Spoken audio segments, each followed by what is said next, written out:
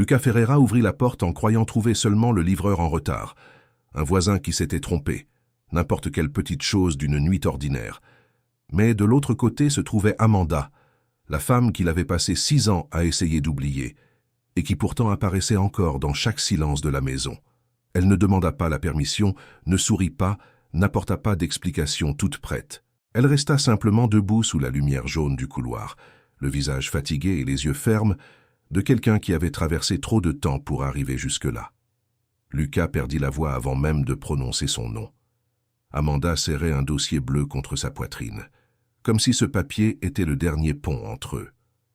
Quand elle parla enfin, sa phrase fit s'écrouler tout ce qu'il pensait avoir surmonté. « Si tu étais resté cette nuit-là, tu aurais connu ton fils. Maintenant, Gabriel a besoin de toi, et peut-être qu'il ne peut pas attendre longtemps. » Lucas sentit l'air disparaître. 6 années s'effacèrent en une seconde. Le salon derrière lui semblait trop grand, trop froid, trop vide. Si cette histoire touche ton cœur, abonne-toi maintenant. Parce que parfois une porte s'ouvre non pas pour ramener quelqu'un, mais pour montrer l'ampleur de ce qui a été perdu. La nuit à São Paulo était humide et silencieuse, de celles où la ville semble fatiguée d'elle-même. Lucas était rentré tard du bureau, avait laissé son veston sur une chaise et s'était servi de l'eau dans un verre en cristal qui ne correspondait pas à la solitude de l'appartement. Au 14e étage, les fenêtres montraient des lumières infinies, mais aucune ne semblait lui appartenir. C'était un homme respecté, propriétaire d'un cabinet de conseil qui grandissait rapidement, connu pour ses décisions froides et ses contrats précis. Ceux qui le voyaient en réunion n'imaginaient pas que, lorsqu'il restait seul, il existait encore un tiroir fermé dans sa chambre avec une vieille photo d'Amanda souriant sur la plage. La sonnette retentit alors qu'il s'apprêtait à éteindre les lumières. Lucas traversa le salon sans se presser, agacé par l'interruption. Pourtant, en ouvrant la porte, l'agacement se transforma en stupeur. Amanda était là, portant un manteau simple, les cheveux attachés n'importe comment, la bouche sans rouge à lèvres et les mains serrant le dossier. Elle semblait différente et identique en même temps. Il y avait des marques de fatigue sur son visage, mais aussi une force qu'il ne se souvenait pas avoir vue auparavant. « Amanda » dit-il, et le nom sortit bas, presque brisé.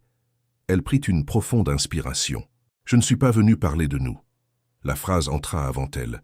Lucas recula, la laissant passer. Amanda marcha jusqu'au salon sans observer la décoration, sans chercher de souvenirs, sans montrer de curiosité pour quoi que ce soit. Elle s'assit au bord du canapé, ouvrit le dossier et posa sur la table un acte de naissance, quelques examens et une petite photo d'un garçon souriant, avec des yeux identiques aux siens. « Il s'appelle Gabriel », dit-elle. « Il a 6 ans. Il est curieux, têtu. Il adore dessiner d'immenses immeubles et pense que chaque camion de pompiers est un héros.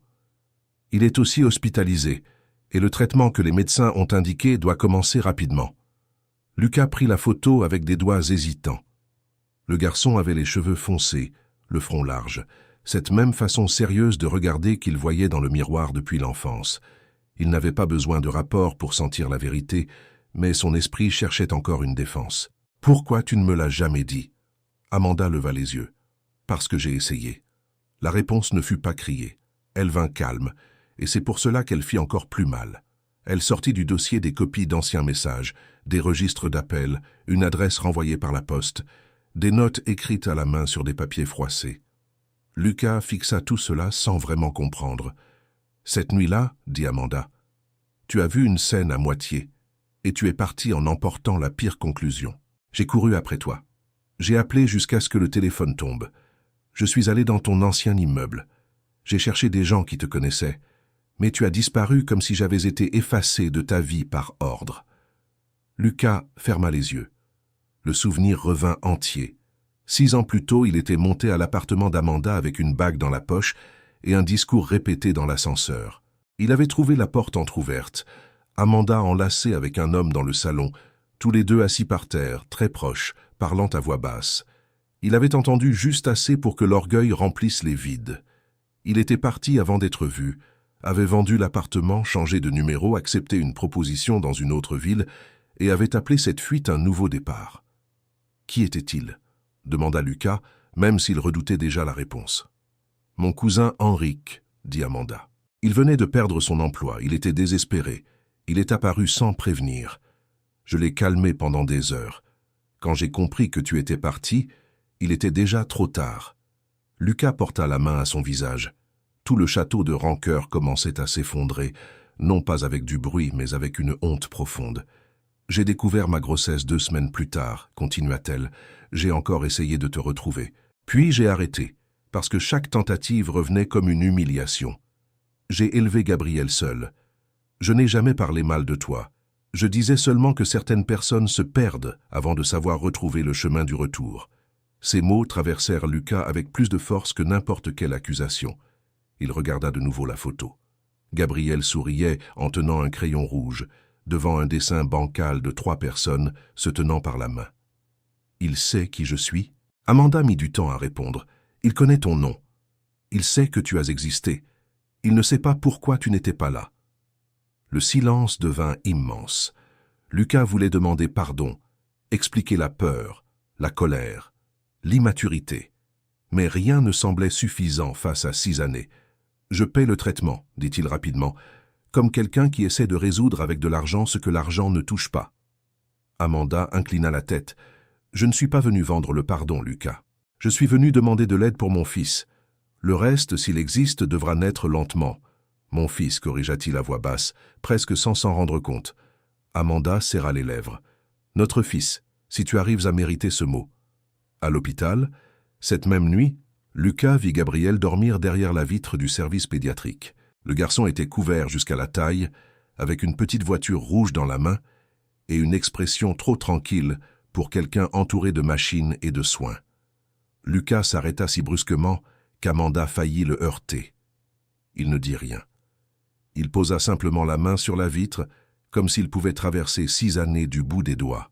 « Il aime les voitures », commenta Amanda. « Il dit qu'un jour, il construira un pont si grand que personne n'aura besoin de rester séparé. » Lucas ferma les yeux. Pour la première fois depuis longtemps, il pleura sans faire de bruit. Ce n'était pas seulement de la tristesse, c'était la reconnaissance brutale qu'il avait été lâche au moment où il aurait dû être un homme. Amanda le vit, mais ne le toucha pas. Il y avait trop d'années entre un geste et l'autre. Lucas voulait entrer dans la chambre, dire au garçon qui il était, tout promettre d'un seul coup. Mais Gabriel dormait, et peut-être valait-il mieux ainsi. Certaines arrivées doivent apprendre à être humbles. La médecin apparut dans le couloir avec une planchette et expliqua les prochaines étapes. Lucas signa les papiers nécessaires d'une main ferme, mais à l'intérieur, il tremblait. À côté de lui, Amanda observait en silence comme quelqu'un qui ne faisait pas encore confiance, mais qui ne pouvait plus empêcher complètement l'espoir de revenir. Le lendemain matin, Lucas arriva avant les visites. Il portait un sac à dos avec des documents et une boîte de crayons de couleur qu'il avait acheté dans une pharmacie, sans savoir comment un père fraîchement arrivé devait agir. Amanda était assise près de la fenêtre du couloir, tenant un gobelet de café froid, attentive à la porte de la chambre. Quand elle le vit, elle ne sourit pas, mais elle ne détourna pas non plus le visage. « Il s'est réveillé ?» demanda Lucas. « Il s'est réveillé tôt. Il m'a demandé pourquoi j'avais une tête de quelqu'un qui n'a pas dormi. » Lucas tenta de sourire. Il a l'air intelligent. Il l'est. Plus qu'il ne devrait l'être pour son âge. La phrase portait de la fierté et de la défense. Lucas s'assit sur le banc à côté, en gardant une distance respectueuse. Ils restèrent quelques minutes à écouter les sons discrets de l'hôpital, les pas légers, les roulettes qui passaient, les voix basses. Puis Amanda parla sans le regarder. « Ne lui dis pas que tu es son père aujourd'hui. » Lucas sentit la phrase comme un frein. Pourquoi ? Parce que Gabriel n'est pas un espace vide que tu peux remplir sur une impulsion. C'est un enfant. Il ressent tout, même quand il fait semblant de ne rien ressentir. Si tu entres et qu'ensuite tu disparais, je ne recollerai pas les morceaux une autre fois. Je ne vais pas disparaître. Tu ne devais pas partir cette nuit-là non plus, répondit-elle. Lucas baissa les yeux. La réponse était trop juste pour être combattue. Il prit une profonde inspiration et hocha la tête. Alors je fais les choses correctement. Amanda le regarda enfin. Correctement, ça commence par la patience. Quand il entra dans la chambre, Gabriel était assis sur le lit, dessinant un immense pont reliant 2 immeubles. La petite voiture rouge restait à côté de l'oreiller. Le garçon leva les yeux vers Lucas et l'étudia sans cérémonie. « Tu es l'ami de ma mère ?» Lucas regarda Amanda un instant. « Je l'ai été, répondit-il avec prudence. Et je veux l'être de nouveau si elle me laisse faire. » Gabriel fronça les sourcils. « Ma mère ne laisse pas n'importe qui être son ami, j'ai remarqué. » Le garçon sembla satisfait de la réponse et retourna à son dessin. Lucas posa la boîte de crayons sur la petite table. « J'ai apporté ça, je ne sais pas si tu en as déjà. » Gabriel ouvrit la boîte comme s'il évaluait un trésor. « Il y a du vert clair. J'avais besoin de vert clair. » Lucas sentit une petite joie, presque timide, mais si forte qu'il eut envie de garder ce moment entier. Il s'assit sur la chaise à côté du lit et demanda des détails sur le dessin. Gabriel expliqua que le pont devait être résistant parce que des personnes oubliées d'un côté avaient besoin d'arriver de l'autre. Amanda resta immobile près de la porte, à écouter. Lucas aussi resta silencieux pendant une seconde, comprenant que les enfants disent parfois d'immenses vérités, avec de petits mots. Les jours suivants, Lucas apprit à apparaître sans prendre trop de place. Il arrivait avec des livres, des fruits autorisés, des magazines d'activités, mais surtout, il arrivait. Il ne promettait pas de voyage, ne parlait pas de cadeaux chers, n'essayait pas d'acheter le temps perdu. Il restait là posant des questions sur les personnages, aidant à chercher les crayons qui tombèrent par terre, riant quand Gabriel inventait des règles impossibles pour des jeux simples. Peu à peu, le garçon cessa de le regarder comme un visiteur étrange et commença à attendre son arrivée. Amanda observait tout avec le cœur divisé. Une partie d'elle voulait protéger Gabriel de toute espérance trop rapide. Une autre partie, plus fatiguée et honnête, reconnaissait qu'il se passait quelque chose de beau sous ses yeux. Lucas n'était pas parfait, il en était loin. Mais il y avait en lui une attention nouvelle, humble, presque silencieuse. Il était différent de l'homme orgueilleux qu'elle avait connu. Peut-être que la culpabilité avait brisé quelque chose, peut-être que la paternité en avait ouvert une autre. Un après-midi pluvieux, Gabriel s'endormit après une séance d'examen fatigante. Amanda sortit dans le couloir et Lucas l'accompagna. Elle s'arrêta près de la machine à café, frottant ses mains comme si elle essayait de les réchauffer. « Tu essaies de tout faire correctement, dit-elle. J'essaie de ne pas me tromper encore. Ce n'est pas la même chose. » Lucas approuva. « Je sais. » Amanda poussa un soupir. « Pendant 6 ans, j'ai répété des discours pour le jour où je te retrouverai. Dans certains, je criais. Dans d'autres, je tournais le dos et je te laissais parler seul. Je n'ai jamais imaginé que je resterais sans savoir quoi ressentir. Et qu'est-ce que tu ressens ?» Elle eut un rire sans humour, de la fatigue, de la peur, de la colère à certains moments, de la nostalgie à d'autres, ce qui m'énerve beaucoup. Lucas resta silencieux, recevant chaque mot sans essayer de fuir. Sa sincérité était dure, mais c'était aussi une porte entr'ouverte. « J'ai gardé ta photo, avoua-t-il. » Amanda tourna lentement le visage. Pas comme un trophée, pas par orgueil. Je me disais que c'était pour me souvenir de l'erreur d'avoir fait confiance, mais la vérité, c'est que je n'ai pas réussi à la jeter. Les yeux d'Amanda devinrent humides, même si sa voix resta ferme.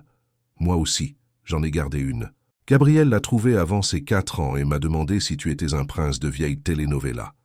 Lucas rit doucement, et Amanda, contre sa propre volonté, rit aussi. Ce fut bref, mais cela changea l'air entre eux. Pour la première fois, le souvenir des deux ne venait pas seulement avec une blessure, il venait aussi avec de la vie.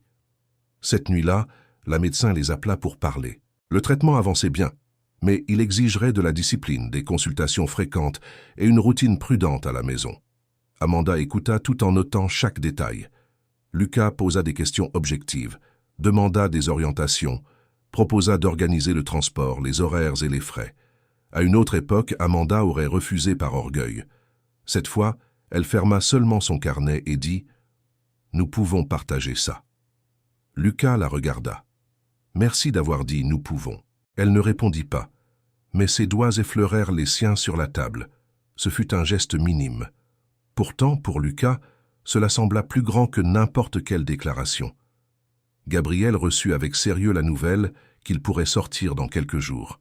Il demanda s'il devait obéir à toutes les recommandations. La médecin dit que oui. Il demanda si la pizza comptait comme recommandation émotionnelle. Amanda porta la main à son visage. Lucas rit tellement que Gabriel rit aussi, et leur rire se ressemblait. Et Amanda regarda calmement vers la fenêtre. Le samedi, Lucas apporta un dossier avec des documents. Il ne parla pas d'argent comme quelqu'un qui se montre, mais comme quelqu'un qui assume une responsabilité. Il montra qu'il avait organisé un compte pour Gabriel, un plan de suivi, l'école, le transport et tout le nécessaire. Amanda feuilleta les pages lentement. « Je ne veux pas que tu transformes le soin en contrôle, dit-elle. Je ne veux plus jamais contrôler quoi que ce soit par peur, répondit-il. Je veux participer. Elle ferma le dossier. Alors, participe en écoutant. Lucas hocha la tête, et il écouta. Amanda raconta le premier mot de Gabriel, son premier jour d'école, sa manie de garder des petits cailloux dans sa poche, les nuits difficiles où elle faisait semblant d'être calme pour ne pas lui faire peur. Chaque récit était un souvenir que Lucas n'avait pas. Chaque souvenir faisait mal, mais il ne détourna pas le regard. S'il avait perdu ces scènes, au moins pouvait-il les honorer en écoutant. À la fin, Amanda avait la voix basse.